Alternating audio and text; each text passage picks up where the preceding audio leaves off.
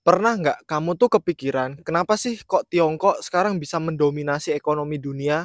Atau kenapa kemarin Amerika Serikat rela ngelakuin perang dagang, men? Terus ngasih tarif yang sampai miliaran dolar agar bisa melindungi industrinya sendiri? Pernah nggak kepikiran kenapa?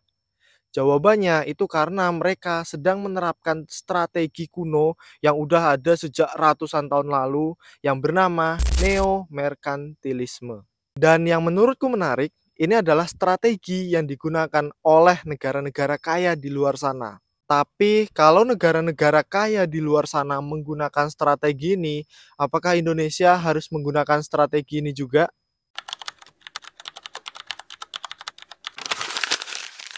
Kita sering banget dengar istilah pasar bebas, dan katanya globalisasi itu bikin pasar jadi lebih terbuka, men.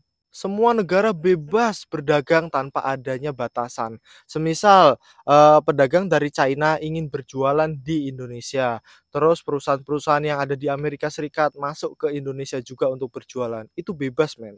Tapi kenyataannya itu beda jauh sama teorinya, sama apa yang disampaikan ke publik. Negara-negara bebas itu kayak lagi main bola, tapi mereka megang dua aturan. Yang pertama, ketika mereka bicara di depan publik, mereka selalu menggaungkan istilah free trade atau pasar bebas. Tapi di balik layar, mereka bangun benteng setinggi-tingginya agar tidak mudah dibobol dari negara lain untuk melindungi industri mereka sendiri, untuk melindungi pasar mereka sendiri. Contohnya jelas kayak Amerika Serikat yang memblokir beberapa teknologi dari China. Begitupun sebaliknya. Terus kayak China juga ngasih subsidi besar-besaran untuk perusahaan-perusahaan lokalnya di sana. Tapi dia nggak ngasih subsidi apa-apa untuk perusahaan-perusahaan dari Amerika Serikat. Ada juga Eropa, men. Mereka bikin aturan dan standar yang ketat untuk produk pertanian dari luar. Jadi ketika ada orang yang berkoar-koar bahwa sekarang adalah pasar bebas, jangan langsung percaya gitu aja. Karena faktanya, persaingan ekonomi modern itu masih penuh dengan proteksi, tapi dijalankan secara halus, men. Di depan publik, orang tahu bahwa ini adalah pasar bebas. Siapapun bisa jualan, siapapun bisa buka dagangan mereka dimanapun tanpa apa ya, tanpa ada yang menghalangi lah karena ini adalah pasar bebas. Tapi ternyata di belakangnya ada aturan-aturan yang digunakan sebagai pembatas-pembatas kita.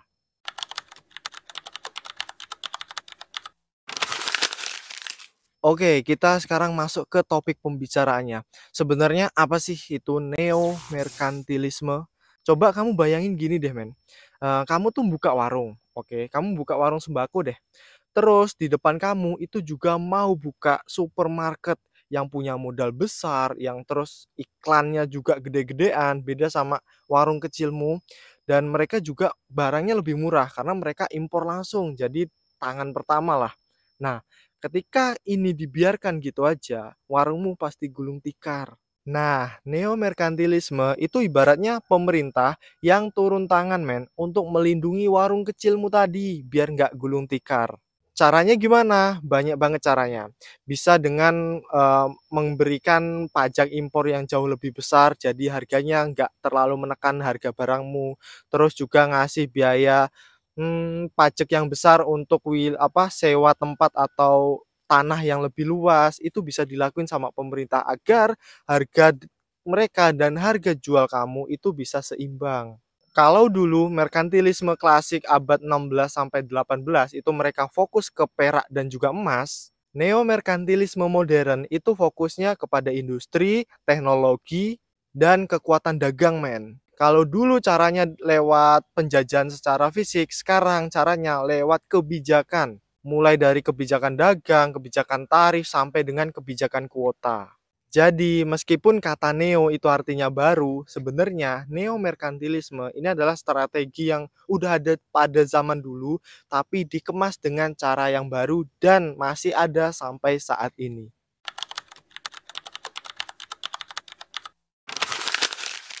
Nah, jadi biar kita tahu apa aja sih ciri utama dari neo-merkantilisme ini. Oke, aku mulai dari yang pertama, proteksionisme. Jadi, barang impor dari luar itu dikasih biaya yang jauh lebih tinggi, kayak yang dilakuin Amerika tuh, dikasih tarif tambahan. Dan terkadang produk dari luar itu dibatesin.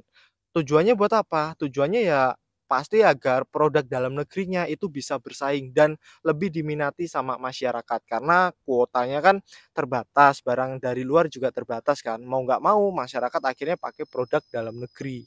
Yang kedua, subsidi untuk industri strategis. Negara biasanya akan ngasih bantuan cukup besar, subsidi cukup besar untuk industri yang strategis lah. Contohnya kayak otomotif, teknologi, energi, dan juga mungkin pertanian karena dianggap vital untuk kedaulatan suatu negara. Yang ketiga, kontrol investasi asing. Jadi pemerintah ini hadir untuk mengontrol investasi yang dilakukan pihak asing. Jadi pihak asing nggak semena-mena untuk datang investasi serta menguasai. Nggak bisa gitu, men. Harus ada syarat dan ketentuan yang wajib untuk ditaati. Jadi semisal perusahaan asing ingin buka toko e-commerce di Indonesia, jadi perusahaan asing itu harus menggandeng brand asal Indonesia. Semisal yang dilakuin TikTok dan Tokopedia saat ini. Terus yang keempat, dorong ekspor lebih besar daripada impor. Negara yang menganut neomerkantilisme itu biasanya lebih mendorong untuk neraca perdagangan agar surplus, men. Makanya ekspor lebih besar, impornya jauh lebih kecil. Ya, artinya uang yang didapat karena kita jual, ekspor itu lebih besar daripada uang yang kita keluarkan untuk membeli, yaitu impor. Kalau dipikir-pikir, sebenarnya ini tujuannya sih gambaran besarnya sama ya, untuk melindungi dalam negerinya, menguatkan industri lokal, serta memastikan agar ekonomi lokal itu nggak gampang digoncang sama pihak manapun.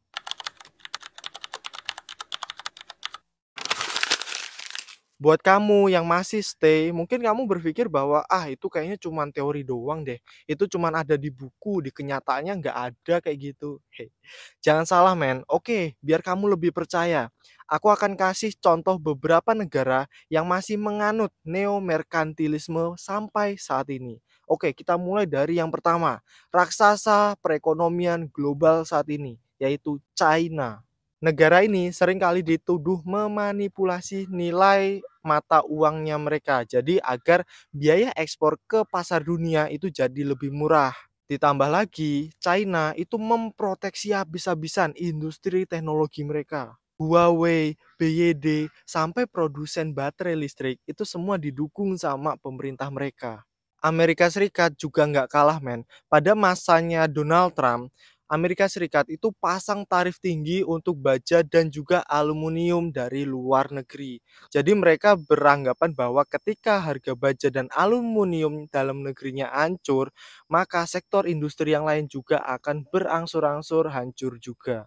Lalu ada Jepang dan Korea Selatan, men. Jadi waktu masa mereka baru bangkit setelah terjadinya perang, mereka itu melindungi habis-habisan industri otomotif dan elektronik mereka. Hasilnya, Toyota, Honda, Samsung, Hyundai sekarang jadi salah satu produk yang paling mendunia kan. Jadi jangan salah sangka, men. Neomerkantilisme ini bukan cuma semacam teori yang ada di buku doang, tapi banyak negara udah melakukannya. Bahkan negara-negara kaya loh. Gimana? Kamu udah tahu kan bahwa negara-negara kaya di luar sana itu masih menggunakan teori neomerkantilisme. Jadi teori ini punya beberapa sisi positif maupun negatifnya. Buat kamu yang masih nyimak dan udah dengerin nyampe saat ini, mungkin kamu udah tahu beberapa sisi positif dari neomerkantilisme ini. Tapi coba kuulangi lagi deh. Bagian positifnya, yang pertama, industri lokal tumbuh jauh lebih cepat. Kenapa? Karena memang industri dari luar yang masuk ke lokal itu akan dibatasi dengan aturan, dengan kebijakan, dan mungkin dengan harga.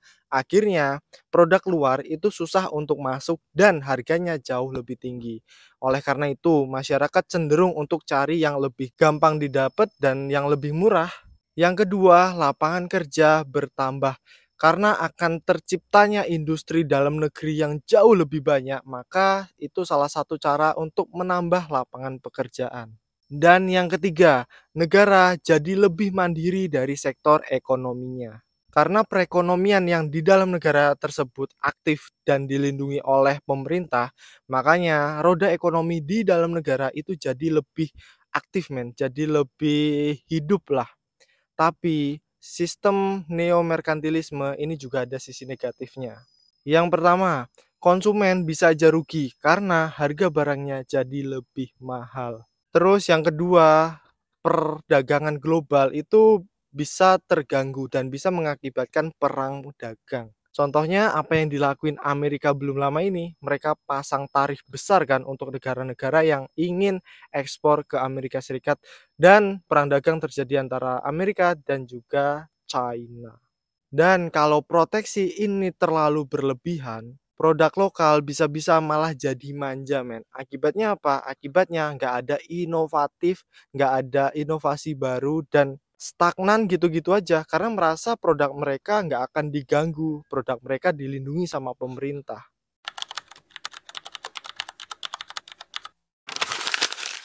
Jadi kesimpulannya, emang neomerkantilisme ini teori yang udah ada mungkin puluhan ratusan tahun yang lalu. Tapi ternyata teori neomerkantilisme ini masih eksis sampai saat ini. Bahkan digunakan oleh negara-negara maju yang ada di dunia saat ini men. Amerika Serikat, China, Jepang, Korea Selatan itu masih menggunakan. Jadi pertanyaannya, kalau negara-negara kaya, negara-negara maju aja masih menggunakan sistem neomerkantilisme ini, apakah Indonesia seharusnya mengikuti jalan yang sama yang mereka lakukan? Atau kita cukup puas dengan keadaan kita saat ini, jadi pasar besar untuk negara asing? Coba dong jawab di kolom komentar, jadiin itu bahan diskusi kita. Aku penasaran banget sama apa yang ingin kamu sampaikan. Nah, aku minta dukungan kamu untuk ngembangin channel ini. Caranya gampang banget, men. Tinggal kamu pencet subscribe. Dan kalau kamu nggak pengen ketinggalan video-videoku lainnya, jangan lupa untuk nyalain juga lonceng kuningnya. Karena tujuanku membuat video adalah untuk edukasi kita semua. Kalau kita bisa tahu, kita bisa ambil posisi, kita bisa mempersiapkan diri, kita bisa cari untung dari itu. Jangan lupa aku minta bantuannya dengan cara subscribe, like kalau kamu suka, dan kita diskusi di kolom komentar. See you!